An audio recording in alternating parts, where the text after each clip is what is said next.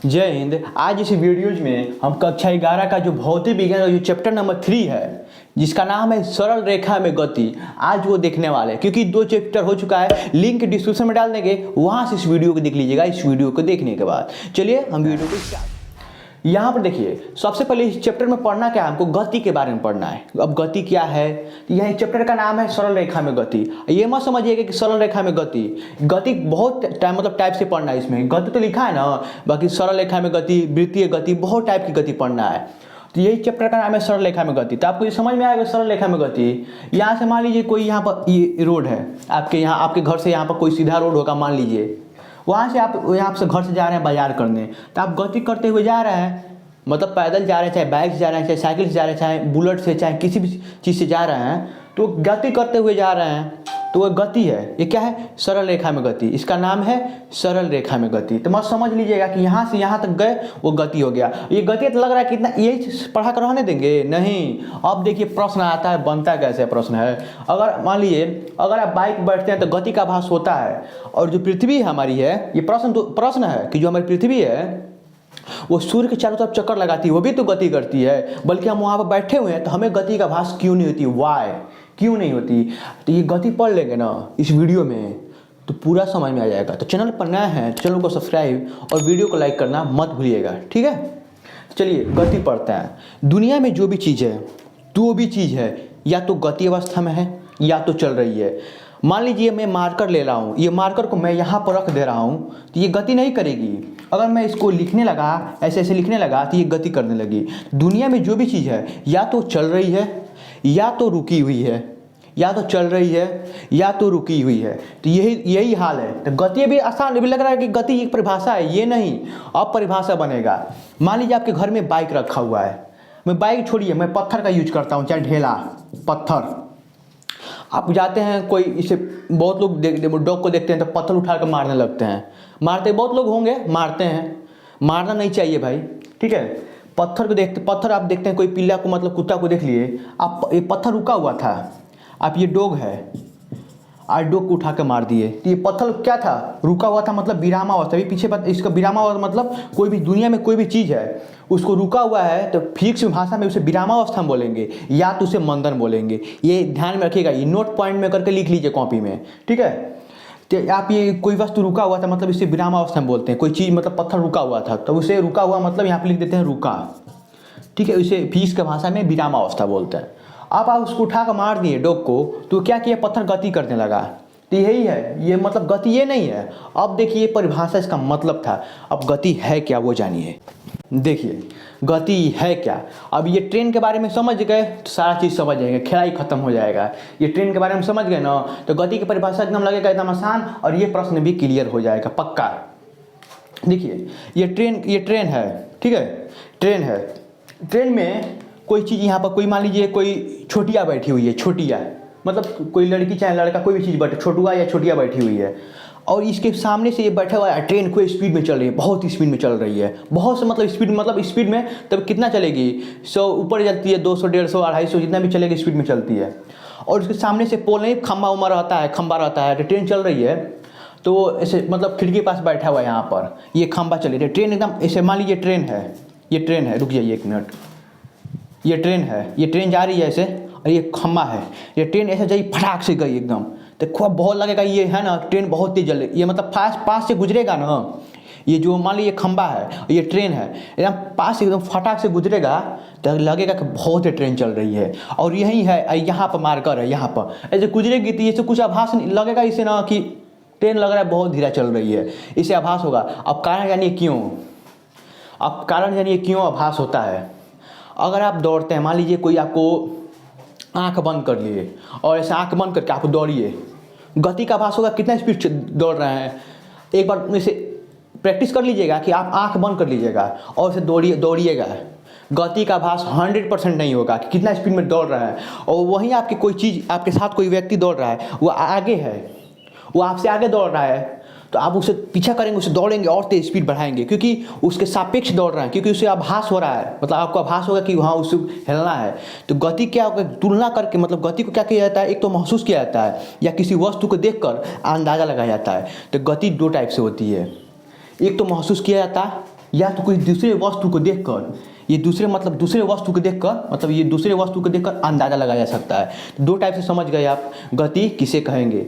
देखिए अब यहाँ पर समझने वाला चीज़ है कि पास में रहेगा तो लगेगा बहुत तेज गति कर रहा है, और दूर में लगेगा तो गति नहीं करेगा। यही हाल है सूर्य और पृथ्वी के बीच। अब देखिए सूर्य और पृथ्वी का अंतर क्या है। ये मान लीजिए सूर्य है, ये सूर्य है, यहाँ पर सूर्य जान लीजिए, और यहाँ पर ये है पृथ्वी। और ये पृथ्वी से ये दूरी कितनी है, ये भूगोल की भाषा में छोड़िए, भूगोल के ये लोग बहुत समझाते नहीं हैं। बहुत लोग, ये मास्टर लोग देखेंगे, मुझे बोलेंगे भी, कमेंट करेंगे नीचे जाकर, मुझे पता है।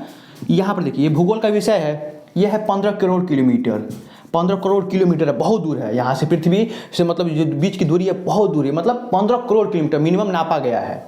अब देखिए यहाँ पर जो है इसकी जो मतलब ये चाल है, मतलब इसके घूर्णन करता है, ये इसके घूर्णन करता है, मतलब पूरा चारों तरफ घूर्णन करता है। स्पीड इसकी कितनी पृथ्वी की 1 लाख किलोमीटर प्रति घंटा। यहाँ पर जान लीजिए 1 लाख, ठीक है, 1 लाख किलोमीटर प्रति घंटा से इसके रफ्तार में चक्कर लगाती है। ये दूरी के हिसाब से ना ये चाल ना बहुत नगण्य है दूरी के हिसाब से।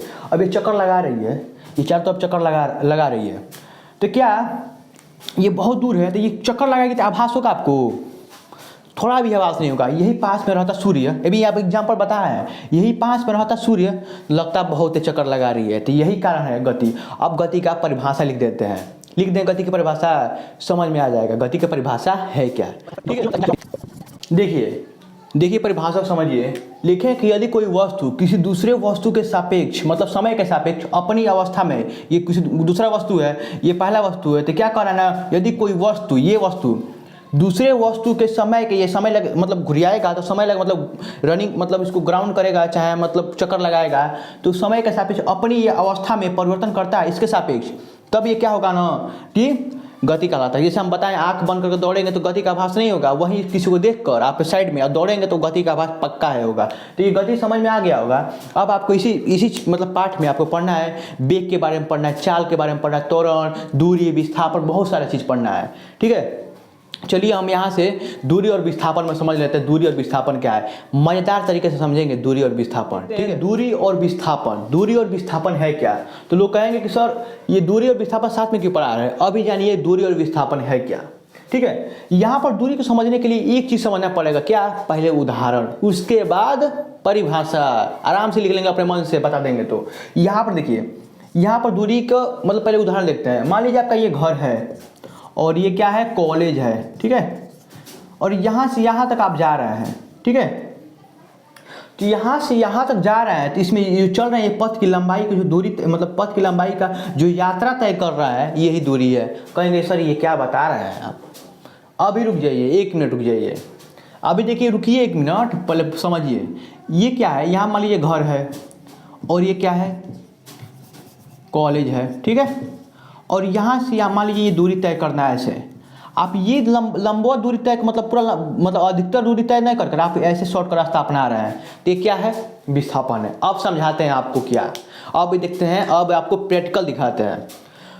दूरी क्या है, आप जैसे आप यहाँ से आप बाजार में गए, चल कर गए, एकदम लग रहा है कि जैसे भी हो आप रोड मतलब रोड के लाइन से गए, चल कर रोड एकदम पूरा बढ़िया से, और वहीं आपको शॉर्ट का रास्ता अपनाना होगा, शॉर्टकट, तो वही क्या है, विस्थापन है। अब ये भी नहीं समझ में आया होगा।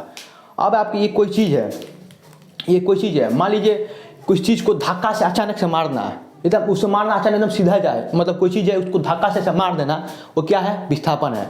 और एकदम अपने मन से जा रहा है, वो क्या है, दूरी तय कर रहा है। और उसको मतलब झटका से मार देना, मतलब किसी चीज़ को वो है, ये सीधा जा रहा है ऐसे, रोड मतलब रोड की तरफ से वो जा रहा है, और रोड की तरफ से उसको मत जाने दीजिए, उसको सीधा ही मारिए कि एकदम पूरा झटका से उसको मारिए कि एकदम सीधा पहुंच जाए। रोड रास्ता ऐसे रास्ता ना जाए, वो ऐसा मारिए कि उसको सीधा पहुंच जाए, वो क्या है, विस्थापन है। इतना तो समझ में आ गया होगा विस्थापन क्या होता है। अब देखिए यहाँ से इसका परिभाषा लिखेंगे, आप समझ में आएगा। परिभाषा लिखते हैं, सबसे पहले रुक जाइए 1 मिनट। यहाँ पर देखिए, यहाँ पर स्पष्ट लिखे हैं, किसी गतिशील वस्तु द्वारा, ये गतिशील कोई व्यक्ति है, वस्तु द्वारा तय की गई ये पथ की लंबाई को दूरी कहते हैं, स्पष्ट लिख दिए। अब यहाँ पर परिभाषा में क्या लिखे हैं, किसी गतिशील वस्तु द्वारा तय की गई पथ, जो न्यूनतम पथ की लंबाई को, मतलब तय की गई न्यूनतम पथ की लंबाई को विस्थापन करेंगे। ये कहेंगे ये परिभाषा, बहुत लोग कमेंट करेंगे ये परिभाषा गलत है, आप देहाती अंदाज में लिखे हैं, चाहे तो किताबी भाषा में भी लिख सकते हैं, कोई दिक्कत नहीं है। अब ये समझने वाला चीज़ है कि जो है ये दूरी को हम, ये दूरी कौन सी राशि है पढ़े होंगे, सदिश अदिश के बारे में 2 चीज़ पढ़े होंगे। तो अदिश किसे बोलेंगे, ये है अदिश राशि। क्यों? क्योंकि दूरी में कोई दिशा नहीं होता कि आपको इसी दिशा में जाना है, दूरी में कभी दिशा नहीं होता। क्योंकि आपको, आप चलेंगे बाजार में तो कहेंगे कि हाँ कि उत्तर दिशा में जाओ, आप जैसे रोड होगा वैसे नहीं जाएंगे। तो दूरी क्या होता है ना, इसमें ये एक अदिश राशि है। अदिश मतलब जिसमें दिशा नहीं होता है, सिर्फ परिमाण होता है। ये क्या है, एक अदिश राशि है। यहाँ पर ध्यान में रखिएगा, ये कम पूछा हुआ प्रश्न है। और ये क्या है, सदिश राशि है। ठीक है, ये क्या सदिश राशि क्यों है, क्योंकि इसमें दिशा है। ये इसको एकदम सीधा रास्ता से जा रहा है, क्योंकि इसके एकदम दिशा तय किया गया कि आपको जाना एकदम सीधा ही जाना है। तो इसमें क्या है, दिशा हो, मतलब दिशा है। इसमें स्पष्ट बताने वाला क्या चीज़ है, इसमें दिशा है। और इसमें जो सूत्र है तो आपको पता होगा, इसमें सूत्र क्या है, कभी भी जो इससे कभी अधिका ये दूरी होगा। ये चीज़ क्यों अधिका दूरी होगी, क्योंकि इसका पथ की लंबाई अधिका है। इसमें मतलब जो दूरी होगा कभी भी इससे अधिक होगा। और ये कभी भी इसमें कभी भी दूरी 0 नहीं हो सकता, ये जानिएगा। कभी भी दूरी, यहाँ पर लिख दिएगा, दूरी इज नॉट इक्वल टू 0। क्यों? अब दूरी, अब यहाँ पर रुका रहेगा वस्तु, तो क्या वो दूरी तय करेगा? आप ही बताइए, आप बताइए, कोई वस्तु यहाँ पर रुका है तो क्या वो दूरी तय करेगा? तो वो विरामावस्था में है तो कोई चीज़, वो दूरी तो थोड़ी ना तय, आप रुक कर चल लेंगे क्या? नहीं ना। तो ये कभी भी वस्तु मतलब दूरी, मतलब जो है दूरी 0 नहीं हो सकता। जो होगा दूरी ना, वो 1 से बड़ा, मतलब 1 0 से बड़ा होगा। यहाँ पर तीसरा में लिखिएगा, जो दूरी है वो क्या है ना, यहाँ से इससे 0 से कभी बड़ा होगा, ये जानिएगा। और इसमें क्या चीज़ पढ़ने वाला है कि जो विस्थापन होगा वो 0 हो सकता है। क्यों? इसमें विस्थापन 0, इसमें जो 0 नहीं हो सकता ना, इसमें विस्थापन 0 हो सकता है। विस्थापन जो है, यहाँ पर देखिएगा, राइटिंग थोड़ा दिक्कत है, विस्थापन 0 हो सकता है। क्यों? यहाँ पर कोई व्यक्ति, यहाँ पर गोलाकार, मतलब मान लीजिए ग्राउंड है और यहाँ से कोई मतलब आर्मी वाला लवर है, मतलब आर्मी वाला जो लड़का है वो दौड़ रहा है सुबह में ग्राउंड में, यहीं दौड़ा है, यहीं पर आकर रुक जा रहा है, बार बार यहीं पर आया, दौड़ कर यहीं से आकर रुक गया था। इसका क्या होगा, विस्थापन 0 होगा। मतलब वहीं से स्टार्ट किया था, वहीं आकर रुक गया। जैसे मान लीजिए यहाँ पर ये मतलब कोई चीज़ है और यहाँ से ऐसे गति किया, यहाँ पर आकर तुरंत यहीं पर रुक गया, इसका विस्थापन 0 हो गया। अब देखिए, विस्थापन कब पॉजिटिव होता है, कब नेगेटिव होता है, ये जानना बहुत ज़रूरी है। ये जान लीजिए सबसे पहले, यहाँ पर यहीं बता दे रहे हैं, नोट कर लीजिएगा इसको बढ़िया से, इसको लाइन बाय लाइन नोट कर लीजिएगा। यहाँ पर समझिए विस्थापन कब नेगेटिव होता है, कब पॉजिटिव होता है। ठीक है, विस्थापन कब पॉजिटिव होता है ये जानिएगा, कब पॉजिटिव होगा विस्थापन, ये भी जानना बहुत ज़रूरी है। ये मान लीजिए छत है और छत से मैं एक ढेला चला रहा हूँ, ढेला ऊपर 10 मीटर ऊंचा मैं ढेला चला रहा हूँ, आप ही चाहे हम कोई भी हो, ढेला चला रहे ऊपर, और ये 10 मीटर गया ऊपर और वापस लौटा यहाँ से 10 मीटर, ये यहाँ पर इसको लौटना चाहिए ना, ये क्या हुआ ना, नीचे चला आया। तो ये दिशा के विपरीत आया ना, फेंके थे हम ऊपर, आया नीचे, तो क्या हुआ ना,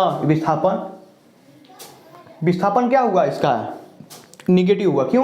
क्योंकि हम जैसे मान लीजिए हम तीर चला रहे हैं, ऐसे तीर चला रहे हैं और गया, खुद आकर मुझे लग गया, तो नेगेटिव चीज़ है नहीं। यही समझिए, तीर जैसे मारे सीधा जाना चाहिए, सीधा गया तो पॉजिटिव और लौट गया तो नेगेटिव, बस इतने, यही समझ लीजिए। दूरी और विस्थापन कुछ नहीं है। एक बार रिवीजन नहीं समझ में, एक वीडियो शुरू से एक बार और देख लीजिएगा, पक्का 100% समझ में आ जाएगा। तो मिलते हैं अगले वीडियो में, तब तक के लिए जय हिंद, जय भारत।